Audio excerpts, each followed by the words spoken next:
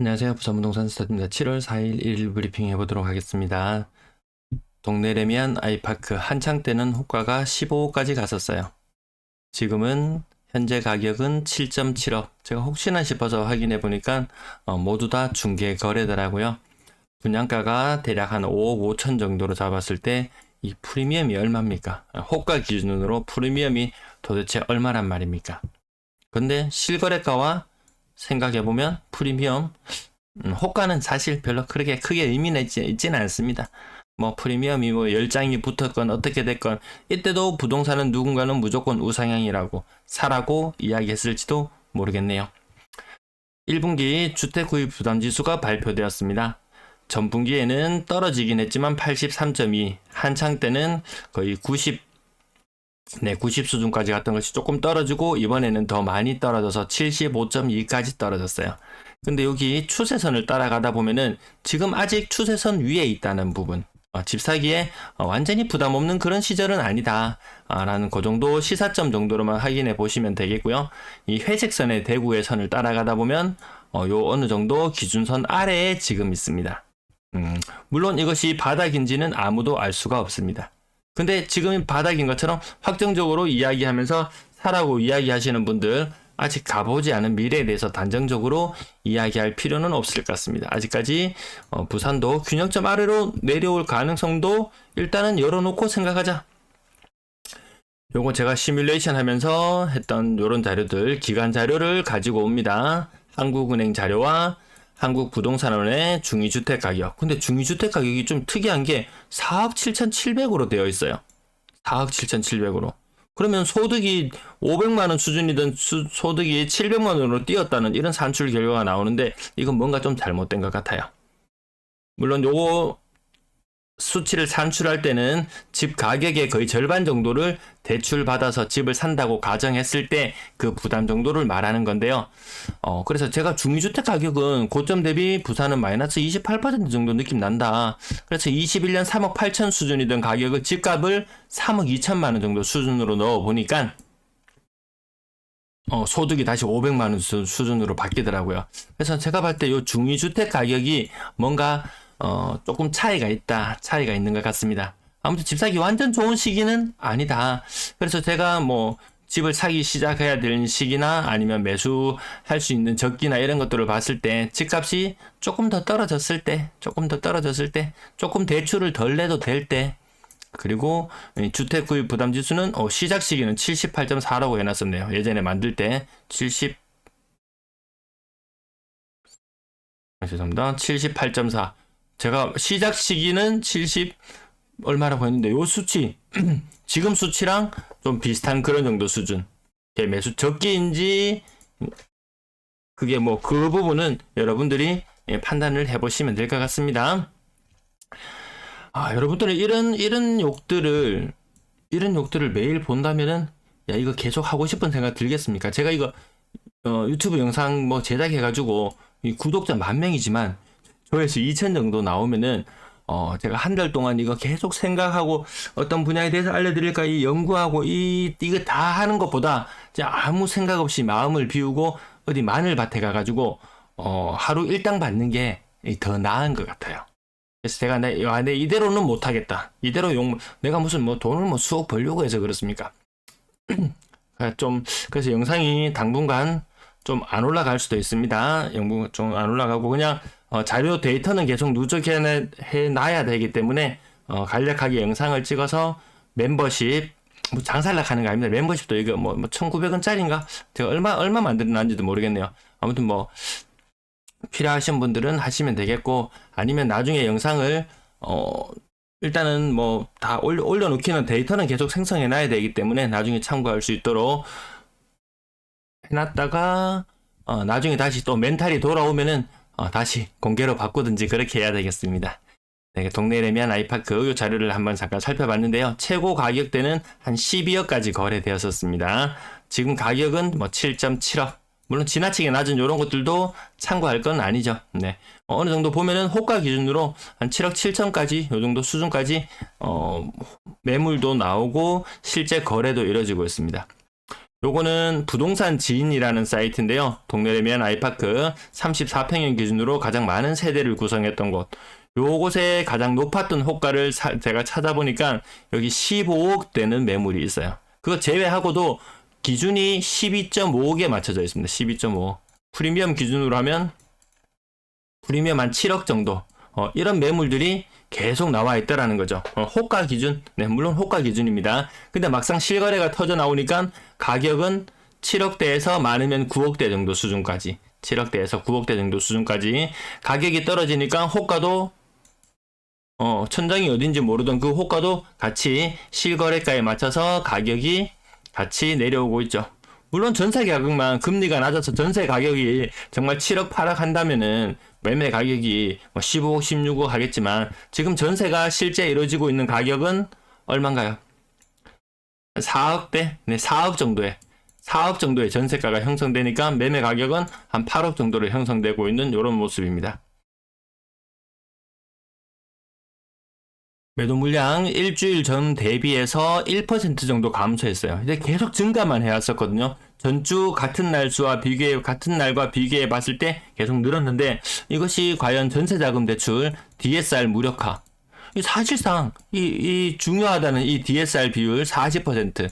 이 40%도 말이 40%지. 1억 버는 사람 실수령액 얼마 되나요? 한 630만 원 되나요? 월 기준으로 했을 때? 이거 연간 하면 세금 다 떼고 나면은 한 7,500만 원? 네, 한 7,500만 원 된다고 해보겠습니다. 이 세금이 이만큼 나가요. 이 중에서 40%의 DSR 비율이라는 것은 1억 소득에 대한 40%예요. 그 말인 즉슨 7,500만 원 받는데 집 사는데 4천만 원을 쓰고 나면은 연봉 1억자도 실수령액 연간 3,500만 원 정도 수준. 이 돈 가지고 살아야 됩니다. 그래서 DSR 40%도 결코 낮은 비율이 아니에요. 소득의 거의 절반 정도를 빚 갚는 데 써야 되는데 이 DSR을 특례라는 이름으로 모두 다 무력화시켰습니다. 매매가 되었건 전세가 되었건 사실상 규제 안 받고 살 수 있는 널널이한 그런 시장으로 바뀌어버렸어요. DSR만 풀려봐라 집 산다고 했던 사람들 그만큼 거래량이 폭발하고 있나요? 아니죠. 도대체 뭘 얼마나 더 풀지는 모르겠어요. 총선도 아직 많이 남았는데 전세 물량 감소 추세, 월세 물량 감소 추세, 임대 물량도 감소 추세 이어지고 있고요. 매매 거래량 181건. 5월달, 6월달 비슷한 수준. 지금 181건 많은 거래량 나왔습니다. 이틀치 거래량 150건 정도로 시뮬레이션 하는데 181건이면 거래량 많았다. 그리고 2200건대의 거래량 지속적으로 이어지고 있습니다. 조금밖에 10%밖에 안 떨어졌다고 일단 대형 평형 이런 식으로 확인해 나가시면 됩니다. 남천자이 그 말 많던 남천자이 이거 가격 12억 4천 그리고 나머지 신고가 나왔던 것도 있고요. 신고가 대형 평형 거래 공백도 일부 감안해보고 대형 평형이라는 좀 특수한 부분도 조금 생각해 볼 필요는 있겠습니다. 조금밖에 안 떨어졌다. 5%밖에 안 떨어졌다. 대형 평형 30% 정도 떨어졌다. 요건 층수나 향이나 이런 것들 좀 지대하게 영향을 미치기도 하고요. 해운대자이 25% 정도 빠지고요. 나머지 20% 대형 평형들 거래 6월달에도 계속 이어지고 있네요. 동네레미안 아이파크 8억 5천. 이것도 뭐 위치에 워낙 대단지다 보니까 위치에 따라서 조금 달라질 수 있는 부분도 생각해 볼 필요도 있겠고, 그래도 매매 가격이 고층과 저층의 매매 가격이 한 1억 정도 차이 난다고 감안해 봤을 때 많이 떨어진 건 맞죠. 해운대 힐스테이트 위브 52평형 층수에 따라서 무지하게 많이 차이 나네요. 이거는 거의 40% 이상 가격이 빠지기도 하고요. 보통 이건 또 지나치게 많이 빠지는 것도 좀 제껴놓고 볼 필요는 있습니다. 광안자이 26% 정도 빠졌고, 삼익빛이 소형 평형은 40%, 국평은 30%, 대형 평형은 20% 정도 빠지는 그런 추세 지속적으로 이어지고 있습니다. 동네레미안 아이파크 7억 7천에 10층, 17층 요래 거래가 조금씩 나오기 시작하네요. 엘크루 블루오션 대형 평형 1층 고점 대비 27%, 나머지 좀 국평 위주로 조금 살펴봐야 되는데, 네, 거제 센트럴자이 고층 기준으로 30% 정도, 네, 이것도 28% 정도 써두면 될 것 같아요. 전형적인 모습. 나머지 20% 정도 대형 평형 거래 계속 많습니다. 지금 25% 정도 계속 써둘게요. 퍼센트 쓰면 어떤 날은 22라는 숫자가 많이 보이는 날이 있고 어떤 날은 또 3이라는 숫자가 많이 보이는 날도 있고 그렇습니다. 또 전반적인 분위기는 여전히 요 숫자 함부로 말할 수 없는 요 숫자 56대 SK뷰 49평형 5억 9천.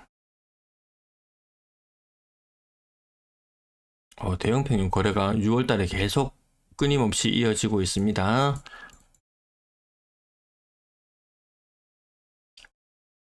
오늘은 하락률 2자라는 숫자가 많이 띄는 그런 날이네요. 제가 주말에도 그 주간 브리핑 자료하고도 다 준비해놓고 울산 자료하고도 다 해놨다가 진짜 좀 그때 막 계속 기분이 좀 상해서 그냥 영상도 계속 안 찍고 목이 터져라 이야기를 해도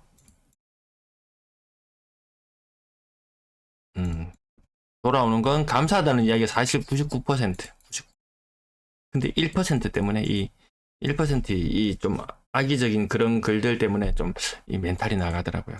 그 신경 쓰지 마라라고 이야기해 주시는 고마운 분들도 물론 많이 있습니다. 근데 좀 제가 어느 정도 임계점에 이르면 이걸 완전히 다 놔버릴까봐 그나마 좀 절충안으로 방법을 택했으니 조금 당분간은 양해를 부탁드리도록 하겠습니다. 네, 30, 25, 10 간혹 가다가 40%씩 떨어지는 거래도 나오기도 합니다. 요 가격대에서 갈아타려고 했던 그런 수요들 때문에 가격이 무너지는 현상들, 대구에서도 오늘도 보니까 35%, 40% 이렇게 빠지는 거래가 먼저 보이기 시작하더라고요. 그래서 이게 본격적인 반등 시장으로 완전히 접어들었는지 아닌지는 아직 알 수는 없죠. 뭐 그거 단정적으로 이야기하시는 분들은 아마 높은 가격에 사셨던 분들 그렇게나마 이야기할 수밖에 없는 그런 상황인 것 같습니다. 이 정도까지만 3억 이상 거래가 오늘 워낙에 많아서 네, 건당 거래 대금은 조금씩 내려가는 모양새인데 6월 달에도 대형 평형 비싼 아파트들 거래 줄줄이 이어지고 있고요. 요 막대 그래프도 한 번씩 참고해 주셔야 됩니다. 전년 동월과 비교했을 때 거의 한 8천만 원 정도 더 비싸게 거래가 되고 있네요. 대출이 잘 되니까. 거래량은 여전히 빙하기라고 말할 수 있는 2,000건 초반대 거래. 한창 적었을 때와 비교하면은 정말 2,000건이 안 나오던 그런 시기가 있었으니까요. 그때 대비해서는 거래량 2배로 늘어나서 좋다. 근데 한창 때 어느 정도 시장이 호황을 보일 때는 그래도 한 4,000건 정도 이상의 거래량을 보여왔는데 그때 대비해서는 또 반토막 수준이고 좀 애매한 분위기입니다. 애매해요. 시장이 어디로 튈지 아직 갈피를 잡기는 좀 어려운 상황. 대외적인 좀 거시적인 이런 면을 살펴본다면은 그렇게 쉽지는 않아 보이는데 또 막상 물가 상승률이나 이런 것들이 발표되고 환율이나 유가나 이런 흐름들을 보면은 또 괜찮을 것 같기도 하고. 근데 우리가 피부로 체감하기에는 물가가 너무 많이 오르는 것 같고 내 주머니는 너무 얕아지는 것 같고 연권도 30% 정도 빠진 거래고요. 전체 거래량은 특별히 더 많다 뭐 이런 느낌 들지 않고 요것도 막대 그래프를 한 번씩 봐주실 필요는 있습니다. 전년 동월과의 평균 전세가 그 차이 요 갭을 무력화시키기 위해서 정부는 DSR 40%를 무력화시키고 집주인에게 대출을 또 내준다고 하고 사실상 규제가 있는 시장인지 없는 시장인지는 모르겠어요. 규제를 하니까 가격이 더 잘 오르더라 라고 이야기했던 사람들이 오늘날에는 규제 풀어라, 취득세 풀고 뭐 다 풀어라 라고 이야기하는 좀 아이러니한 그런 상황인 것 같습니다. 네, 전세 비중 비싼 아파트 사는 사람 안 늘어나요. 매매가와 전세가의 평균적인 그 갭 차이는 더 벌어지고 있다. 투자자가 들어가기에는 더 어려워지고 있다. 네, 그 정도 시장 분위기로 보시면 될 것 같습니다. 주변에 투자자 시원시원하게 매수에 가담하시는 분들 계시던가요? 네, 시청 감사합니다.